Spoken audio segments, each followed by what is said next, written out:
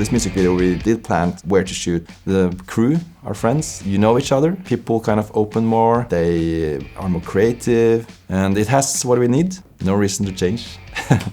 Yeah, I'm Anders Øvergaard. I'm from Norway. I'm 30 years old, and I work full-time as a filmmaker. Just started the production company Views in Oslo, Norway.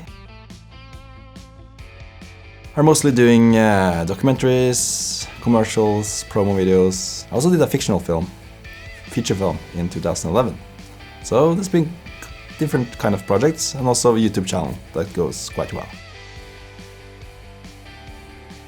When we started our production company Views a year ago, we got a real nice mission or film project in the beginning, which gave us enough income to buy the EVA1. And the EVA1 has just been released at that time, and I read that it was going to support RAW in the future. It's also, of course, it's a Panasonic camera, so we're used to that. We have the Panasonic GH4 and GH5 from before, and so having the same brand would also be nice for us, so we could use several cameras at the same time for, let's say, a show or something, or a concert, and we can easily edit them together without having too much of color difference. So yeah, we bought it, and we are really happy so far.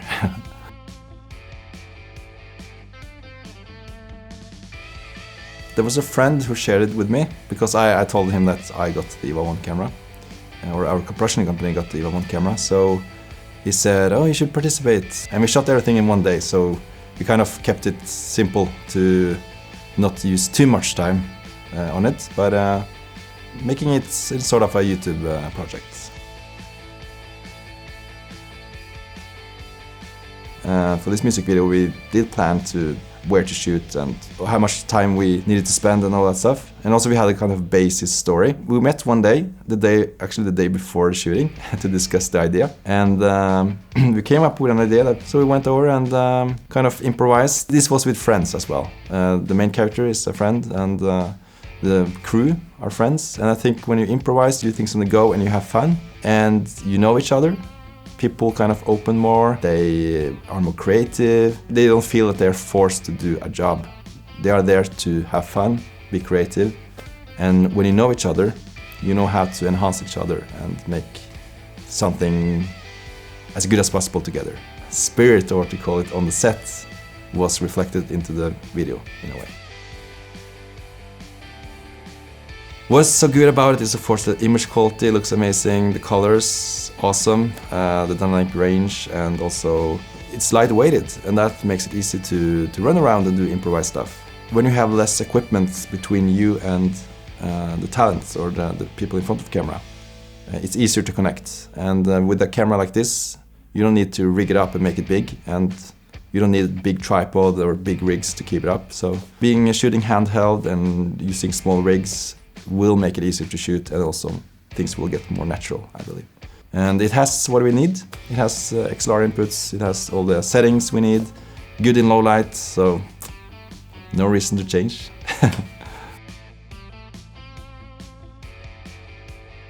I think the most complicated was the beginning, because you should have something that's interesting, keeps the audience attention.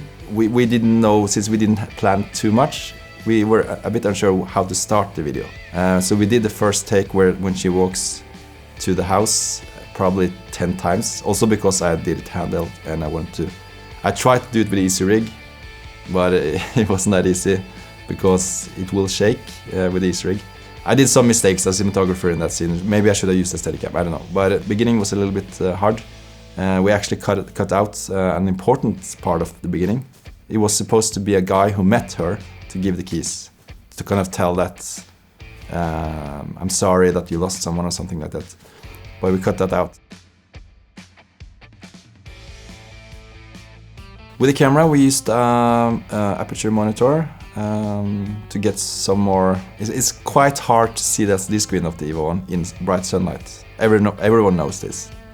So adding a second screen is nice. So aperture monitor was nice to use, and we used the Sigma 18-35mm, which is the lens I always use. I think it's like 95% of the time I use that lens. But we also used the Samyang 40mm to get some more wide-angle shots indoors and also in the garden. For camera rigs, we used a slider, iFootage Shark slider, which is used to use. And the thing was that I knew that they were going to announce the winners at IBC in Amsterdam. And we were going there, I think the first day or something, on Friday, or second day. But on the airplane, we were sitting on the plane and just were taking off. I just had to check one more time on the phone just to see if there were any messages or anything. And there was one guy who tagged me in an EVA1 group on Facebook, and he said, "Congratulations, Anders." And I was like, what happened? And I did not expect to win at all, because there were so many good entries. We went there after that evening and met the Panasonic people, so that was fun. And yes, I was surprised, really happy. A really good start for the exhibition in IBC.